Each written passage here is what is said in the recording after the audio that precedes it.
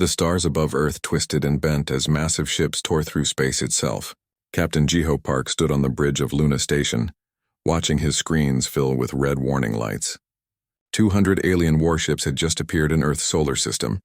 "Sir, we're getting a transmission," said Lieutenant Minho Kim, his fingers dancing across the control panel. "It's coming from the biggest ship," Jiho nodded. "Put it on the main screen." The image that appeared made everyone on the bridge step back. The alien creature looked like a tall, thin deer that had learned to walk on two legs. Its large black eyes stared directly at them. When it spoke, the translator made its voice sound cold and empty. "I am Admiral Kethvar of the Velthari Empire. Your species is now under our control. You have 72 hours to surrender completely. If you refuse, we will destroy your cities from space. We have conquered 47 worlds before yours. None have survived our anger." The transmission ended. The bridge fell silent except for the soft beeping of computers. "Well," said Jiho. "That was rude." Minho turned in his chair. "Captain, what do we do?" "They have 200 ships. We only have 30. Jiho smiled, but it wasn't a happy smile. "We do what humans do best, Minho. We show them exactly who they're dealing with." Down on Earth, Dr. Sora Lee sat in a meeting room deep under the Sol Command Center. Around the table sat the most important people in human space defense. Everyone looked worried except for Sora. "Tell us about these Velthari," said General Deho Yang. Sora opened her tablet and pulled up pictures of the aliens. "They're interesting. Look at their body shape. Long legs for running. Eyes on the sides of their heads to watch for danger. These creatures evolved from prey animals." "Prey animals?" asked Colonel Sungji Park. "Yes, they're like deer or rabbits that became smart. Their whole society is built around avoiding danger and staying safe. They probably conquered other worlds by being more advanced, not by being better fighters." General Yang leaned forward. "What does that mean for us?" Sora's smile was sharp. "It means they've never met a predator species before. They've never fought anyone who evolved to hunt and kill for millions of years." Meanwhile, Captain Deho Yang sat in the pilot seat of his stealth ship, Silent Dawn. The ship was painted black and covered in special materials that made it nearly invisible to alien sensors. His mission was simple but dangerous. Get close to the alien flagship and plant some surprises. "Deho, are you sure about this?" came Jiho's voice over the radio. "Someone has to do it," Deho replied, checking his equipment one more time. "Besides, I'm curious to see what these aliens are really like up close." The Silent Dawn moved through space like a shadow. The alien ships were huge, bigger than anything humans had ever built. They looked clean and perfect, with smooth white surfaces that reflected the light of distant stars. Back on Luna Station, Jiho watched the alien fleet through his telescope. The ship sat in perfect formation, not moving at all. It was like they were waiting for humans to give up without a fight. "They're not even trying to hide," said Minho. "It's like they think we can't hurt them." "Maybe they're right," said Jiho. "But being able to hurt someone and being able to defeat them are two different things." In Seoul, Sora was explaining human psychology to the Defense Council. "The Velthari probably study each species before they attack. They want to understand how we think so they can control us better." "What will they find when they study us?" asked General Yang. Sora laughed, but it wasn't a pleasant sound. "That's the beautiful part. They're going to find out that humans are completely insane by their standards. We're a species that tells scary stories to our children for fun. We watch movies about monsters and serial killers to relax. We sing sad songs when we're happy and fight each other for sport." The room fell quiet as everyone thought about what she had said. "You're saying our culture is a weapon?" asked Colonel Park. "I'm saying our culture is the most terrifying thing in the galaxy and we don't even realize it." On the Silent Dawn, Deho was getting close to the alien flagship. The ship was enormous, easily 10 times bigger than anything in the human fleet. But as he got closer, he noticed something strange. The aliens weren't posting guards or watching for enemies. They seemed to think they were completely safe. "Typical prey behavior," he whispered to himself. "Always looking for the exit, never watching for the attack." He found a small opening in the ship's hull and carefully attached his packages. Each one contained a small computer loaded with human culture. Movies, music, books, and art from Earth's history. If the aliens wanted to study humanity, they would get more than they bargained for. Back in the Seoul Command Center, Lieutenant Hyun Park was preparing humanity's real response to the alien ultimatum. While the aliens waited for Earth's surrender, Humans were getting ready to show them something no other species had ever seen. "Are the broadcasts ready?" asked General Yang. "Yes, sir," replied Hyun. "We've selected the perfect introduction to human culture. Children's songs, folk tales, and some of our most popular entertainment." "What kind of entertainment?" Hyun smiled. "Horror movies." As the first day passed, the Velthari fleet remained in perfect formation. On their flagship, Admiral Kethvar was confident that humans would surrender soon. Every other species had given up quickly once they understood the power of the Velthari Empire. But something was already going wrong. The data packages that had mysteriously appeared on their ship were being analyzed by their best minds. And those minds were starting to break. The first alien analyst who tried to understand human horror movies had to be sedated. The second one refused to leave his quarters. The third one kept asking the same question over and over. Why do they watch this for pleasure? Why do they enjoy being afraid? Admiral Kethvar didn't understand the reports he was getting. How could a simple data file cause such problems? Humans were supposed to be a primitive species barely capable of space travel. How could their entertainment be causing psychological damage to trained Velthari officers? As the second day began, more packages appeared throughout the fleet. This time they contained human music, songs about war, death, love, and loss.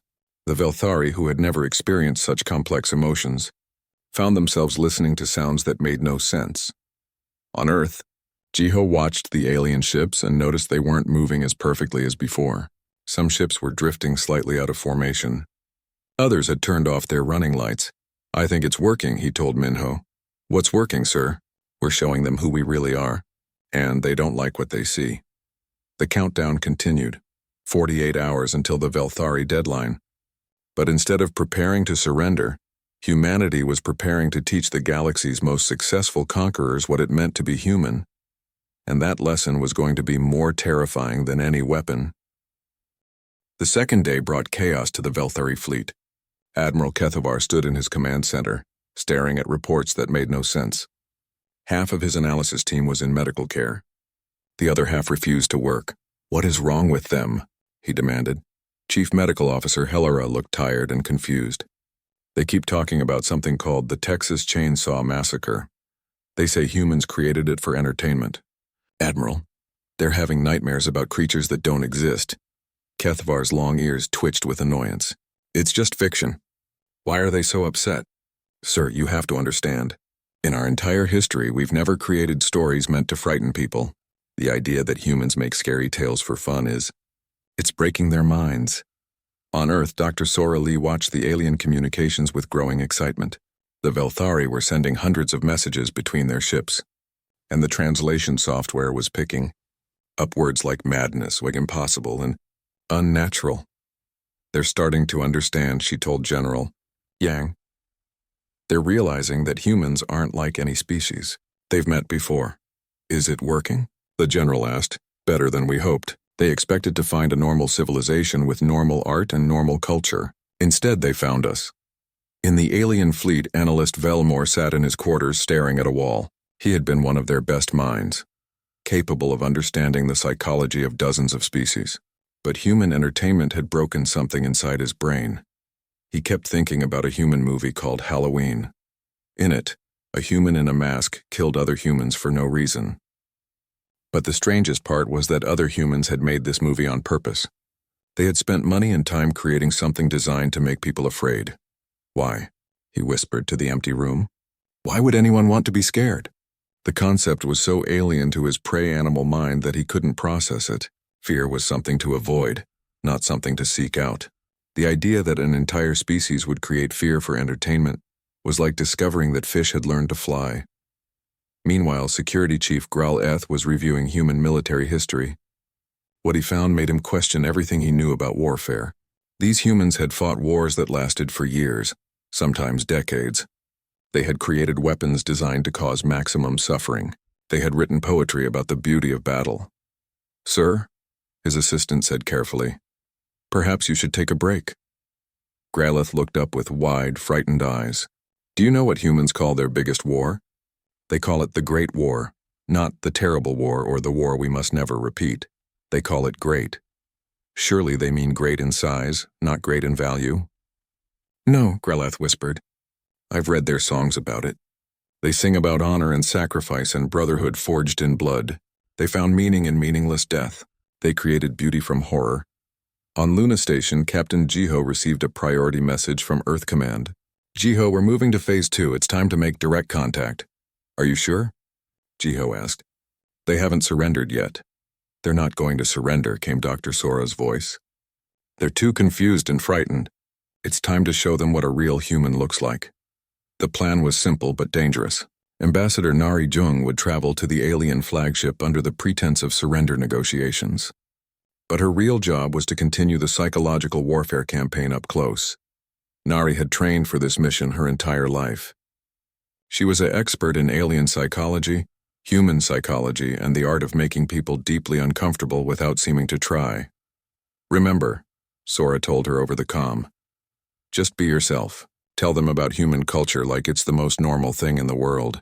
The more casual you are about our violent history, the more it will disturb them. The shuttle that carried Nari to the alien ship was small and simple.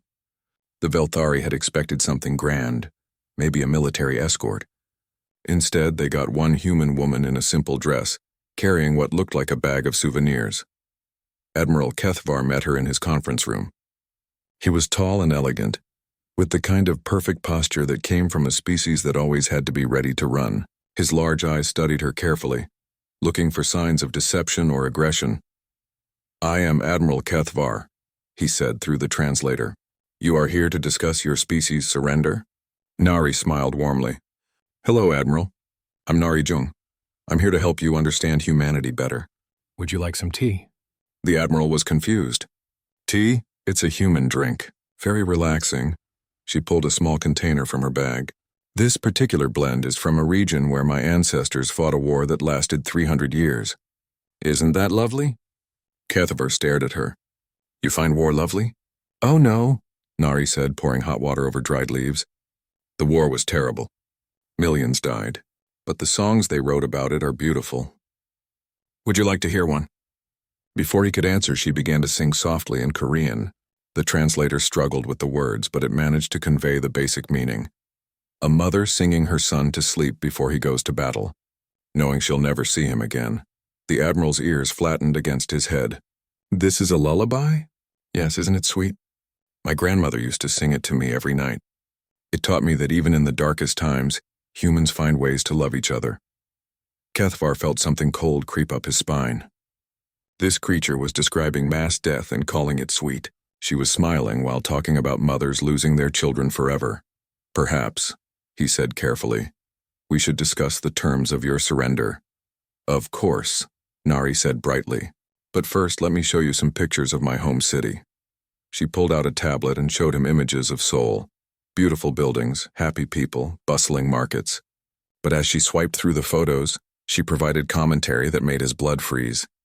This is where the old palace used to be, before it was burned down during the invasion. And here's the memorial to the comfort women. They suffered terribly, but their courage inspires us. Oh, and this restaurant serves the best dog soup in the city. Dog soup? Kethvar asked weakly. Dogs are pets, but they're also food. Humans are very practical that way. We love our animals, but we'll eat them if we need to. We're omnivores, you see. We can survive on anything.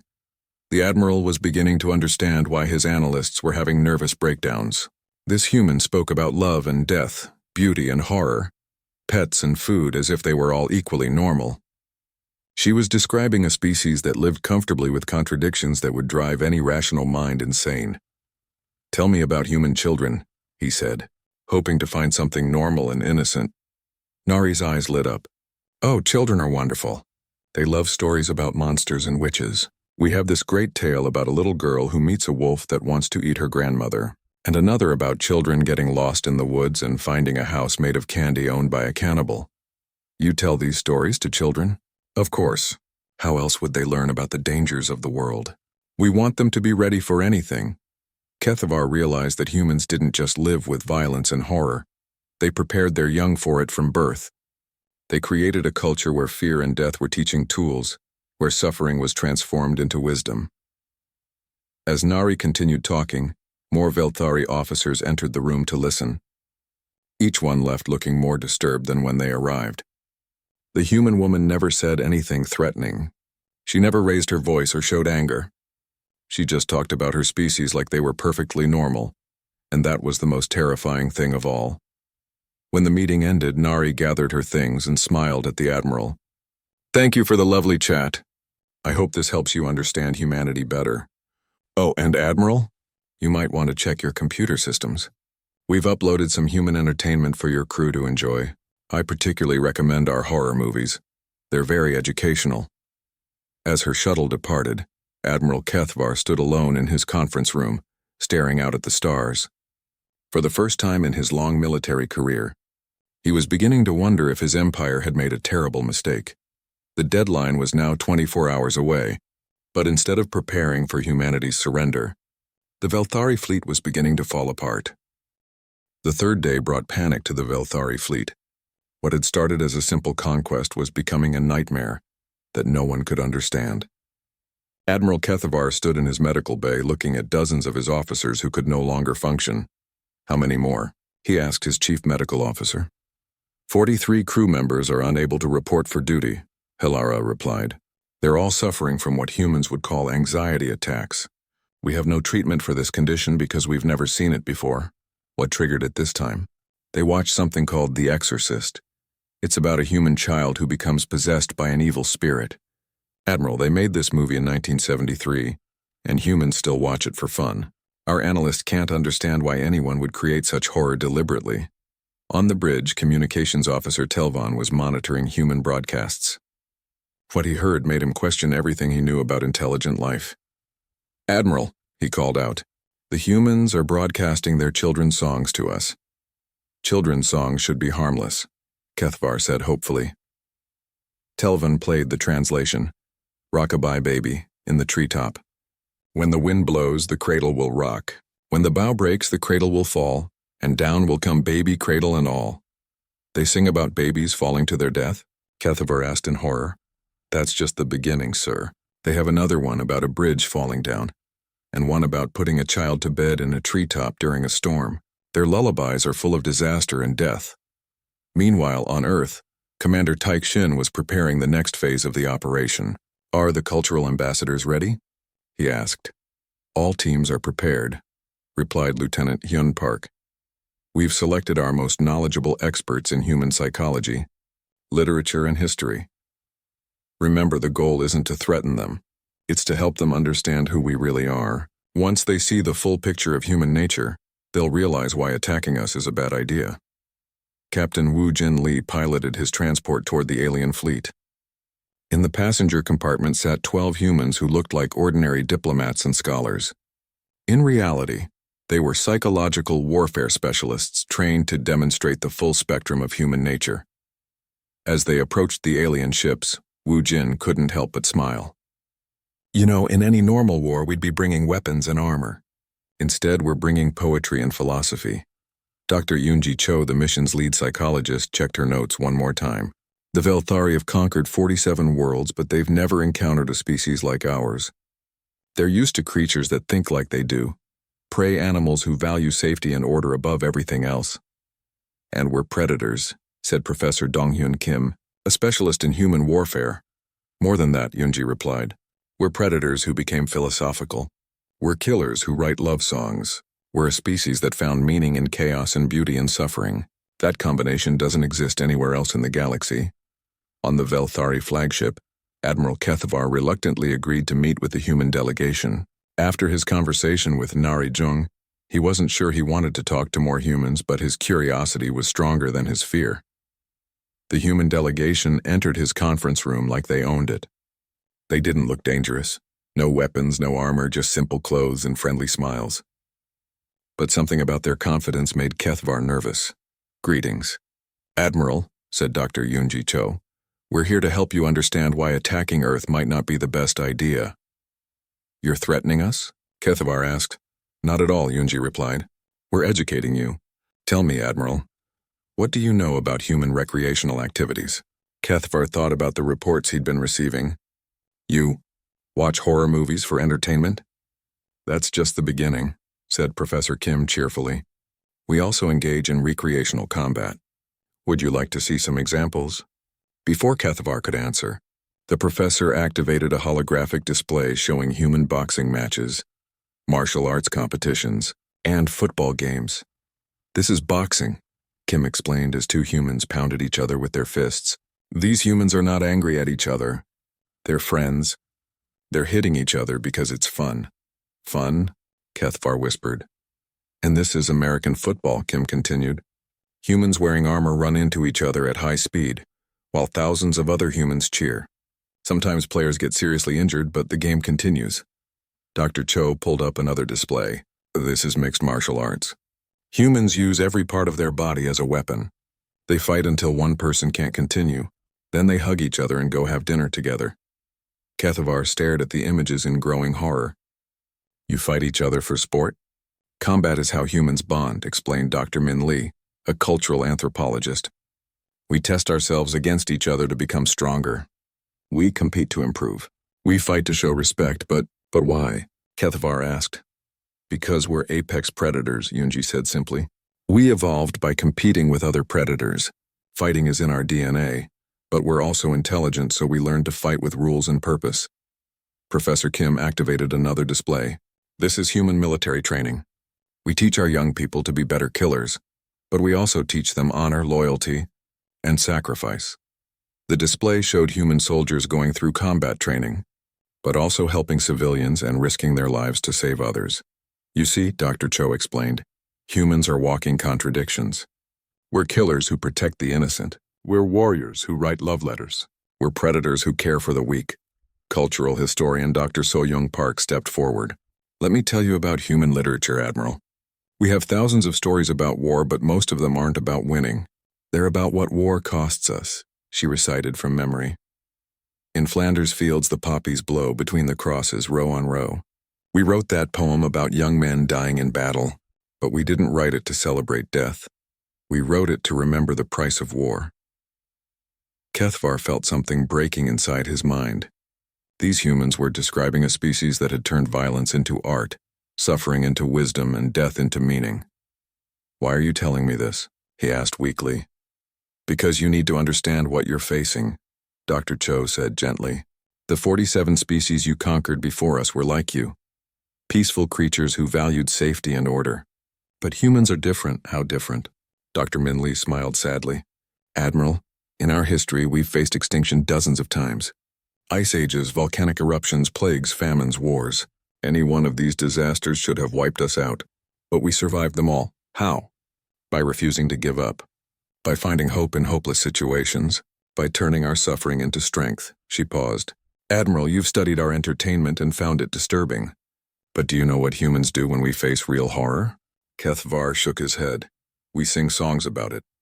We write poems about it. We paint pictures of it. We transform our pain into beauty and our fear into courage." Dr. Cho leaned forward. "That's what makes us dangerous, Admiral. Not our weapons or our technology. It's our refusal to break." Professor Kim brought up one final display. "This is the human response to your invasion threat, Admiral." The display showed Earth's cities. But instead of panic or preparation for surrender, it showed humans going about their normal lives. Children playing in parks, artists creating in studios, musicians performing in the streets. "Your fleet appears in our sky and threatens our world," Kim said. "And our response is to keep being human." "Because that's what we do. We face the darkness and keep creating light." Admiral Cathvar stared at the display for a long moment. Then he looked at the humans around the table. They weren't trying to intimidate him or threaten him. They were just showing him the truth about their species. And that truth was more terrifying than any weapon. "What do you want from us?"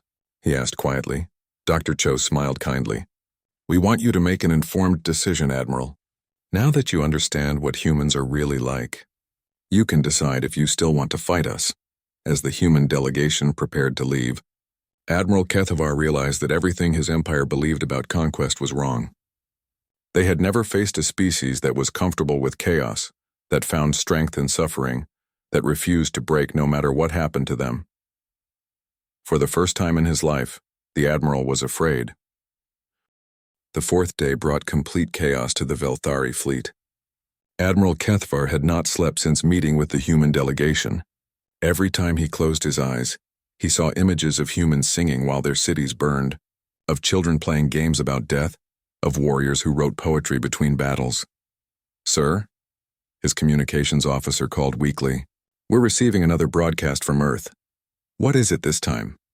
Kethavar asked, though he wasn't sure he wanted to know. "It appears to be funeral music, sir." The haunting melody filled the bridge. It was beautiful and sad, but somehow also uplifting. The translation software provided the words, "Amazing grace, how sweet the sound that saved a wretch like me. I once was lost, but now am found, was blind, but now I see." "They sing about being lost and blind," said the communications officer, his voice shaking. "But they call it amazing. They find joy in admitting their own failures." Dr. Sora Lee sat in the Seoul Command Center, watching the alien fleet's communications with satisfaction. The psychological warfare campaign was working better than anyone had hoped. "Their ship formations are completely broken," reported Lieutenant Minho. "Kim, half their vessels have powered down, non-essential systems. The other half are drifting out of position." "What about their weapons?" asked General Yang. "Still operational, but they're not targeting anything. I don't think they remember why they came here." On the alien flagship, Chief Medical Officer Helara was dealing with a crisis she had never imagined. More than half the crew was showing signs of what humans called existential dread, a condition that didn't exist in Velthari psychology. "Admiral," she reported, "our entire analysis department has refused to work. They say they can't process any more human cultural data without losing their sanity." "What exactly is causing this breakdown?" Kethavar asked. "It's everything, sir. The humans have thousands of years of art, music, and literature that celebrates concepts we can't understand. They find beauty in tragedy, meaning in suffering, and hope in despair." In his quarters, former Security Chief Graleth sat staring at a wall covered with printouts of human military quotations. His mind kept returning to one phrase: "War is hell, but sometimes hell is necessary." The concept that intelligent beings could acknowledge the horror of violence while still choosing to engage in it was breaking his worldview. The Velthari avoided conflict whenever possible. They conquered through overwhelming force applied quickly, not through prolonged struggle, but humans seemed to thrive on struggle. They wrote their greatest literature during wartime. They composed their most beautiful music while facing death. They created their most profound philosophy in the depths of despair. Meanwhile, Major Sang-Yun Ko was preparing humanity's final psychological assault. "Are the cultural broadcasts ready?" he asked his team. "Yes, sir," replied communications specialist Hana Kim. "We've compiled the most intense examples of human artistic expression. War poetry, funeral songs, tragic love stories, and philosophical works about mortality." "What about the music?" "We're starting with Beethoven's Ninth Symphony, composed while he was deaf and dying but still celebrating the brotherhood of humanity. Then we move to blues music, an entire genre built around turning suffering into beauty." Captain Woo-Jin Lee was piloting another transport toward the alien fleet. This time, his passengers were human artists, musicians, and philosophers. Their mission was to provide live demonstrations of human creativity under pressure. "Remember," Dr. Yoonji Cho told them over the comm, "don't try to shock them. Just be yourselves. Show them how humans create meaning from chaos."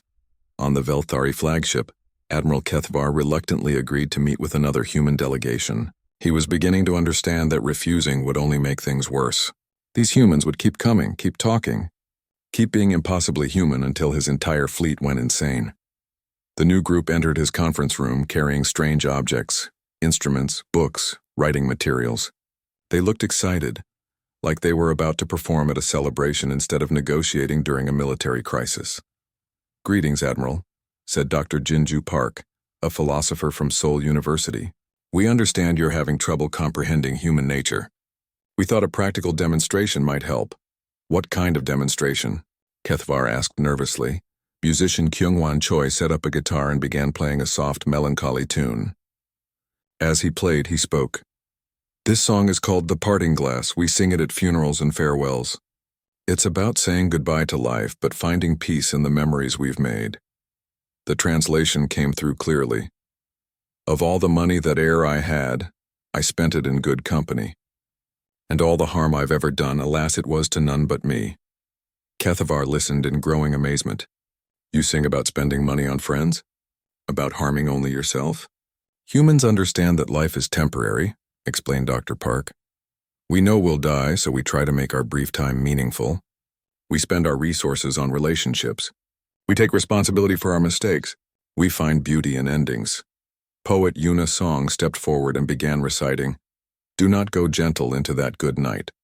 Old age should burn and rave at close of day. Rage, rage against the dying of the light." This is a poem about death, she explained. But it's not about accepting death quietly. It's about fighting until the very end, about refusing to surrender even when defeat is certain. Kethvar felt his world spinning. You encourage people to fight when there's no hope? Hope isn't about winning, Dr. Park said gently. Hope is about meaning. A human who dies fighting for something important has lived a better life than one who survives by giving up everything they believe in. Artist Seung-min Kang began sketching while they talked. His drawing showed the alien fleet hanging in space above Earth, but he was rendering it as beautiful rather than threatening. Art is how we process reality, he explained. Even terrible things can become beautiful when we understand them correctly. You find beauty in our weapons? Kethvar asked. I find beauty in the courage it took to face them, Seung-min replied. Your ships represent fear and domination, but Earth's response represents something more powerful, the refusal to let fear control us. Musician Sora Kim began playing a violin piece that made everyone in the room feel sad and hopeful at the same time. This is Barber's Adagio for strings, she said. We play it at times of great tragedy, but also at moments of profound beauty. It reminds us that sorrow and joy are connected. How can they be connected? Kethvar asked, feeling tears in his eyes for the first time in his life.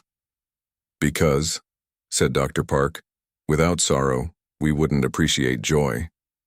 Without loss, we wouldn't value what we have. Without death, life would have no meaning. The demonstration continued for hours.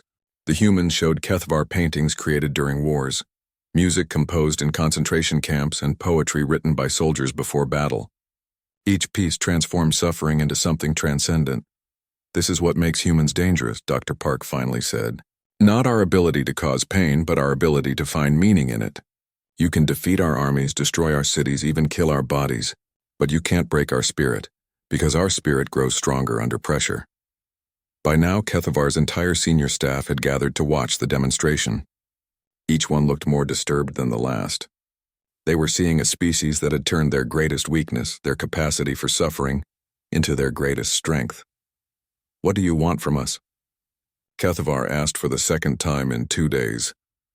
We want you to understand the choice you're making, replied Dr. Park. If you attack Earth, you won't be fighting a normal species. You'll be fighting creatures who find meaning in struggle, who create beauty from pain, who become stronger when they're hurt.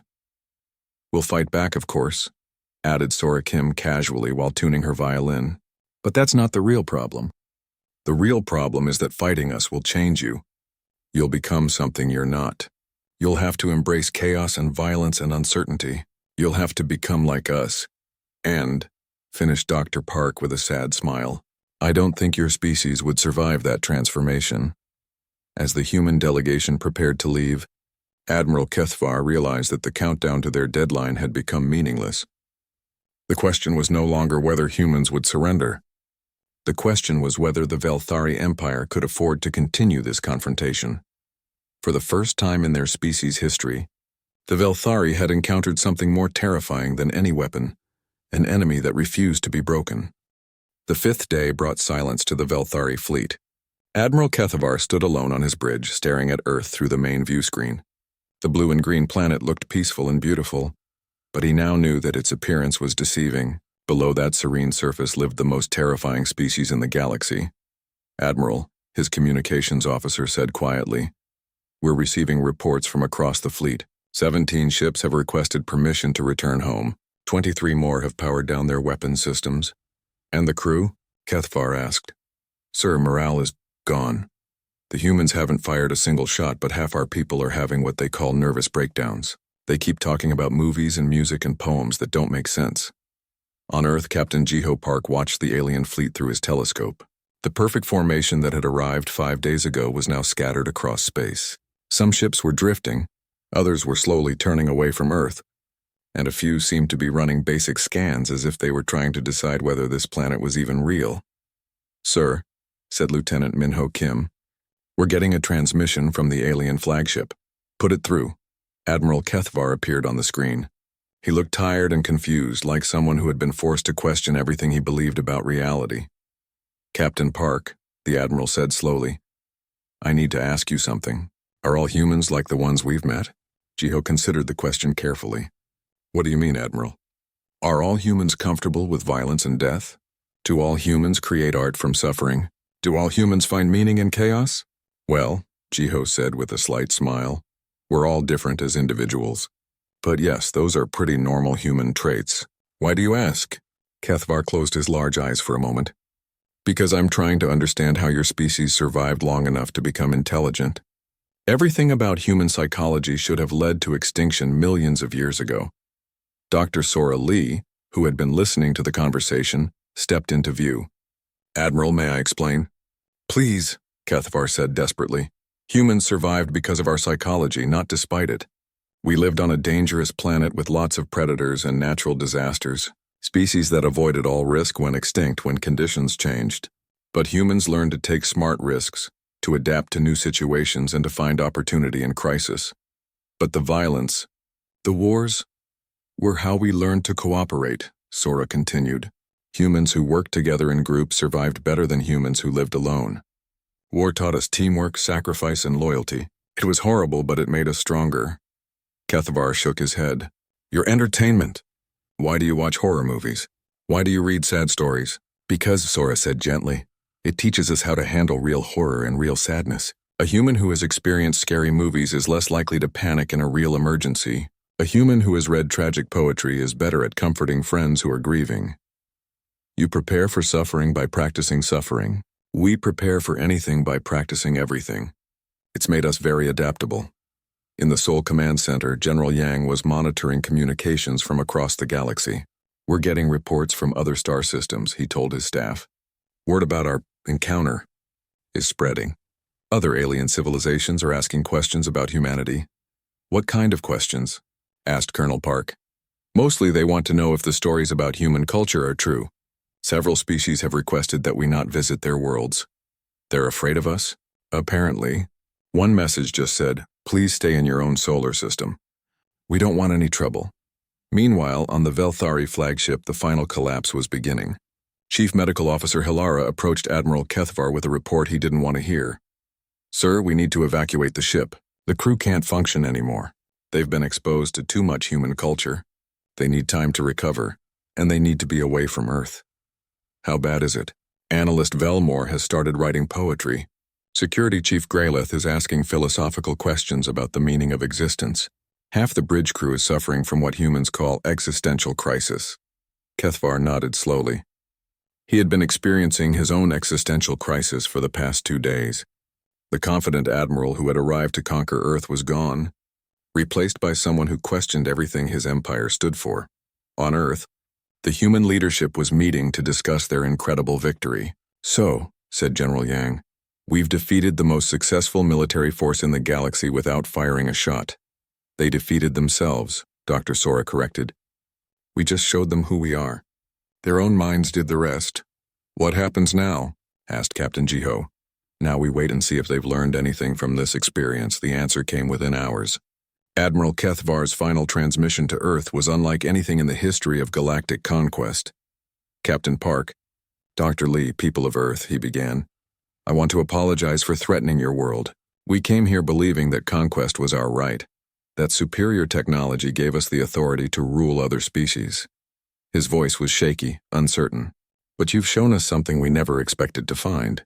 You've shown us a species that has turned its greatest weaknesses into its greatest strengths. You've turned suffering into wisdom, chaos into creativity, and mortality into meaning." He paused for a long moment. "We can't fight you, not because you're stronger than us, but because fighting you would force us to become like you, and we're not brave enough for that. The Velthari Empire is officially withdrawing from human space. We're reclassifying humanity as a Type X anomalous species. That means we recommend that no one else try to contact you either." Dr. Sora stepped forward. "Admiral, we don't want to be alone in the galaxy.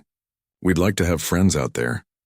Kethvar's expression was something between fear and pity. Dr. Lee, with respect, I don't think the galaxy is ready for friendship with humanity. You're not evil, but you're incomprehensible. Your entire species exists in a way that breaks our understanding of how intelligent life should work. Maybe that's something we can help you understand, Jiho suggested. Maybe, Kethvar said doubtfully, but not yet. We need time to process what we've learned, a lot of time. As the Velthari fleet prepared to leave, Admiral Kethvar sent one final message to his empire's capital. It was a simple report that would change galactic politics forever. Mission failed. Human species exhibits anomalous psychological traits incompatible with standard conquest protocols. Recommend immediate quarantine of Sol system. Do not engage humans under any circumstances. They are not hostile, but they are incomprehensible and psychologically dangerous. The retreat was chaotic. Some ships left immediately, desperate to get away from Earth's influence. Others lingered, their crews fascinated despite their fear by this impossible species that had turned weakness into strength.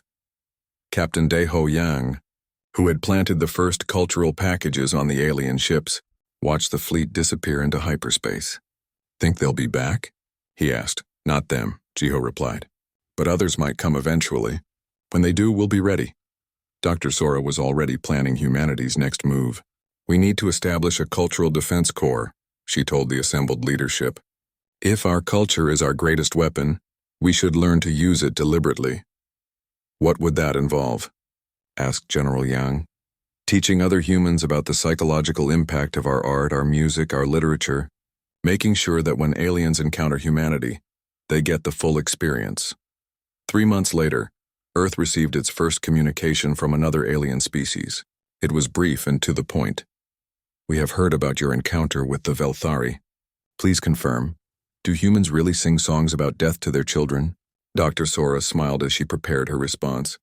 Dear friends, she began, let me tell you about human lullabies.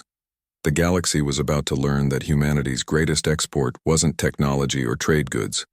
It was the strange, beautiful, terrifying thing called human culture. And for a species that had spent millions of years turning their pain into art, their fears into stories and their mortality into meaning, sharing that culture with the cosmos was just another day at the office. The aliens had come for battle, but humans had sent them home with something far more dangerous, an understanding of what it meant to be human. And that understanding would spread across the galaxy like a virus, forcing every species to confront the same question that had broken the Velthari. What if there was more than one way to be intelligent? What if strength could come from embracing weakness? What if the key to survival wasn't avoiding suffering, but learning to transform it? For humanity, these weren't philosophical questions. They were simply Tuesday. The stars were vast and full of wonders, but the greatest wonder of all was the small blue planet where an impossible species had learned to find light in the darkest places and hope in the deepest despair. Earth was no longer alone in the galaxy. But perhaps, just perhaps, the galaxy wasn't ready for Earth.